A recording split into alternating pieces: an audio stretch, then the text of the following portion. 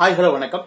Captain புகழ் பாடும் மன்னமாக நம்ம தொடர்ந்து விஜயகாந்த் சார் நடிச்ச படங்களை நம்ம ரிவ்யூ பண்ணிட்டு இருக்கோம். அந்த வகையில பாத்தீங்கன்னா 45வது வெளியான படம் ஆர் தியாகராஜன் டைரக்ஷன்ல இளையராஜா மியூசிக்ல விஜயகாந்த், ராதாரவி, கவுண்டமணி, ஸ்ரீகாந்த் அப்படின்னு சொல்லிட்டு ஏகப்பட்ட பேர் நடிச்சு வெளியான படம் தான் அன்னை பூமி. இந்த படத்தோட ஸ்டோரி பத்தி பார்ப்போம். இந்த படத்தோட ஸ்டோரி பத்தி பாக்குறதுக்கு முன்னாடி நம்ம சேனலை சப்ஸ்கிரைப் பண்ணி வச்சுக்கோங்க. அப்பதான் நான் போடுற வீடியோ உங்களுக்கு வந்து கிடைக்கும். அன்னை பூமி இந்த படத்தோட ஸ்டோரி என்னன்னு பாத்தீங்கன்னா, ஒரு சின்ன சின்ன ஏமாத்து வேலை, சின்ன சின்ன திருட்டு பண்ணிட்டு சுத்திட்டு இருக்கிற ஆளுங்க யாருன்னு பாத்தீங்கன்னா விஜயகாந்தோ ராதாரவியும். இவங்க ரெண்டு பேரும் இந்த மாதிரி பண்ணிட்டு இருப்பாங்க. இப்போ வந்து ஒரு இடத்துல போய் ஹோட்டல்ல வந்து பெரிய ஒரு சம்பவம் பண்ணிட்டு வந்துருவாங்க. இதை பார்த்தா கவுண்டமணி என்ன பண்ணுவாருன்னு பாத்தீங்கன்னா, இவங்க சரியான ஆளுங்க தான் அப்படின்னு சொல்லிட்டு கண்டுபிடிச்சு, நான் ஒரு வேலை கொடுக்குறேன், ஒருத்தர் கூட்டிட்டு போறேன், அவர் ஒரு வேலை சொல்லுவாரு, அதை நீங்க செஞ்சீங்கன்னா உங்களுக்கு லட்சக்கணக்கில் பணம் கிடைக்கும் அப்படின்னு சொல்லிட்டு ஆசையை தூண்டுவாரு. ராதாரவி வேண்டான்னு சொல்லுவாரு. விஜயகாந்த் சார் என்ன பண்ணுவாரு பாத்தீங்கன்னா, நான் பாத்துக்கிறேன் வாழ் சொல்லி கூட்டிட்டு போவாரு. கூட்டிட்டு போயிட்டு என்ன பண்ணுவான்னு பாத்தீங்கன்னா, அந்த இடத்துல ஒரு டான் இருப்பாரு. அந்த டான் வந்து முகத்தை காட்ட மாட்டாரு. உடனே விஜயகாந்த் சாரையும் அவரை கூப்பிட்டு, விஜயகாந்த் சார் இந்த படத்துல பேர் ராஜா, இவர் பேர் வந்து ராதாரவி பேர் வந்து சோமு. இவங்க நினைத்து என்ன பண்ணுவாருன்னு பாத்தீங்கன்னா, அந்த டானு ஒரு ஜெனரல் இருக்காரு போலீஸ், அவரை வந்து கொல்லணும், அதுதான் உங்களுக்கு டார்கெட் அப்படின்னு சொல்லுவாரு. சொன்ன உடனே விஜயகாந்த் சாரும் ராதாரவி சாரும் உடனே என்ன பண்ணுவாங்க பாத்தீங்கன்னா, அந்த டானை கொல்றதுக்கு திட்டம் போடுறதுக்கு எனக்கு 24 மணி நேரம் டைம் வேணும் அப்படின்னு சொல்லி வாங்கிட்டு போயிருவாங்க. கவுண்டமணி தான் இவங்களுக்கு வந்து கூட்டிட்டு போய் தங்க வைக்கிறது எல்லாமே செய்வாரு. செஞ்சுட்டு இருக்கும்போது அவங்களுக்குள்ள நடக்கிற பெரிய டிராஜடி டிராமா தான் இது. அப்புறம் வந்து இந்த போலீஸ் ஜெனரலை வந்து கொலை பண்றதுக்கு போவாங்க.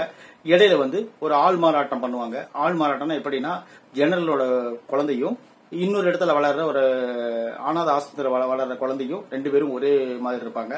அதன் மூலியமா ரெண்டு பேர்த்த மாத்தி வச்சு ஜெனரலை கொலை பண்ணலாம் அப்படின்னு சொல்லிட்டு ஐடியா பண்ணுவாங்க. இது எல்லா ஐடியாவும் மீறி அந்த ஜெனரலை கொலை பண்ணாங்களா, இல்ல அந்த வில்லனை கண்டுபிடிச்சு அவரை கொண்டுட்டு ஜெனரலை காப்பாத்தினாங்களா அப்படிங்கறது இந்த படத்தோட கதை. இந்த படம் வந்து ஓப்பனிங்லேயே அவ்வளவு சூப்பரா இருக்கும். ஒரு அரை மணி நேரம் இந்த படம் பாத்தீங்கன்னா, ஒரு இப்ப நடக்கிற படம் மாதிரி ஒரு வேற லெவல் படமா இருக்கும். அந்த மாதிரி ஒரு அந்த கதைக்குள்ள போறவர்களும் இந்த படம் வந்து அவ்வளவு சூப்பரா இருக்கும். அந்த ஹோட்டல்ல நடக்கிற சீனு, இவங்க போய் அந்த டான் கிட்ட மாட்டிக்கிறது, அதெல்லாம் வந்து பாத்தீங்கன்னா இப்ப 2025 கூட இந்த மாதிரி படம் எல்லாம் எடுக்க முடியுமா அப்படின்னு சொல்லி யோசிக்கிற அளவுக்கு இருக்கும்.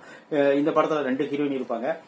2 ஹீரோயினையும் ஒருத்தர் வந்து விஜயகாந்த் விரும்புவாரு, இன்னொருத்தர் வந்து விஜயகாந்த் விரும்புவாங்க. அப்புறம் இந்த படத்துல வந்து அந்த டான் கேரக்டர் யாருன்னு பாத்தீங்கன்னா பழைய நடிகர் ஸ்ரீகாந்த். இன்னொரு விஷயம் பாத்தீங்கன்னா, இந்த படத்துல கவுண்டமணி வந்து ரொம்ப ஒரு ஆக்டிவிட்டா, இப்ப சமீபத்துல 90s வந்து கவுண்டமணி எப்படி ஹீரோக்களை திட்டுவாரோ அதே போல விஜயகாந்த் திட்டுவாரு, கவுண்டமணி ராதாரவி திட்டுவாரு, எல்லாத்தையும் திட்டி தான் அவர் வந்து வேலை செய்வாரு. அதே போல விஜயகாந்தும் சலைச்சவர்ல அவரும் பயங்கரமா திட்டுவாரு. இந்த படத்துல வந்து பாத்தீங்கன்னா காம்பினேஷன் அப்படி இருக்கும். உண்மையிலே திட்டிக்கிற மாதிரி 2 பேர் திட்டிக்குவாங்க. அந்த மாதிரி சூப்பரா இருக்கும். இந்த படத்தோட பாடல்கள் வந்து உண்மையிலேயே கொஞ்சம் ஒரு சுமார் தான், ஒன்னும் பெரிய பிரமாதமெல்லாம் கிடையாது. அது போல இந்த படத்தில் நடிச்சுக்கிற எல்லாருமே சூப்பரான பெர்ஃபார்மன்ஸ் பண்ணிருப்பாங்க. குறிப்பா அந்த ஜெனரலா வரக்கூடியவர் வந்து பிரமாதமா பண்ணிருப்பாரு. அந்த குழந்தைங்களும் 2 பேரும் நல்லா பண்ணிருப்பாங்க, டபுள் ஆக்ட் அந்த குழந்தைங்க. அது போல இந்த படத்தில் நடிச்சுக்கிற எல்லாருமே நல்லா பண்ணிருப்பாங்க. இந்த படம் வந்து என்ன பிரச்சனைன்னு பாத்தீங்கன்னா, இடைவேளைக்கு அப்புறம் கதை எப்படி கொண்டு போறதுன்னு தெரியாம சில விஷயங்கள் பண்ணிருப்பாங்க. இன்னொரு விஷயம், அந்த படத்தோட கிளைமேக்ஸ் ஃபைட் வந்து அவ்வளவு சூப்பரா இருக்கும். அப்பயே ஏரோப்ளேன்ல ஃபைட் பண்ணிருப்பாரு நம்ம தலைவர். அது போல நல்லா ஒரு நீட்டான ஒரு ஃபைட்டா இருக்குன்னு வச்சுக்கோங்களேன். இந்த படத்துல வர எல்லா சீன் நல்லா இருக்கும். கிளைமேக்ஸ் வந்து யாருமே யூகிக்க முடியாத ஒரு கிளைமேக்ஸ் இந்த படத்துல கொடுத்திருப்பாங்க. சூப்பரான கிளைமேக்ஸ். அதை நீங்க பாத்தீங்கன்னா உங்களுக்கு ரொம்ப என்ஜாய்மெண்டா இருக்கும். விஜயகாந்த் படங்களை வந்து ஒரு ஆக்ஷன் படம் நான் பார்க்கணும் அப்படின்னு சொன்னீங்கன்னா கண்டிப்பா இந்த படத்தை பாருங்க. இது 1985 வெளியான படம். இந்த படத்துக்கு வந்து மியூசிக் வந்து இளையராஜா. இந்த படம் வந்து தேவர் பிலிம்ஸ் வந்து இந்த படத்தை வந்து தயாரிச்சிருப்பாங்க. இந்த படம் வந்து ஆர் தியாகராஜனால இயக்கப்பட்டது. விஜயகாந்த் சாருக்கு இந்த படம் வந்து ஒரு ஆக்ஷன் படம், மறக்க முடியாத படம். அடுத்ததா சூப்பரான ஒரு படம் அடுத்த நாளைக்கு நம்ம ரிவ்யூ பண்ணுவோம். அது என்ன படம் பாத்தீங்கன்னா, நானே ராஜா நானே மந்திரி. ஃபர்ஸ்ட் இந்த விமர்சனத்தை பார்த்ததுக்கு நமக்கு லைக் போட்டு கமெண்ட் பண்ணிட்டு நம்ம சேனலை சப்ஸ்கிரைப் பண்ணி வச்சுக்கோங்க. அப்பதான் நான் தொடர்ந்து வீடியோ போடுறதுக்கு எனக்கு ஆர்வமா இருக்கும். நம்ம சேனலுக்கு நீங்க எப்பொழுதும் ஆதரவு கொடுத்துக்கிட்டே இருக்கணும். தேங்க்யூ.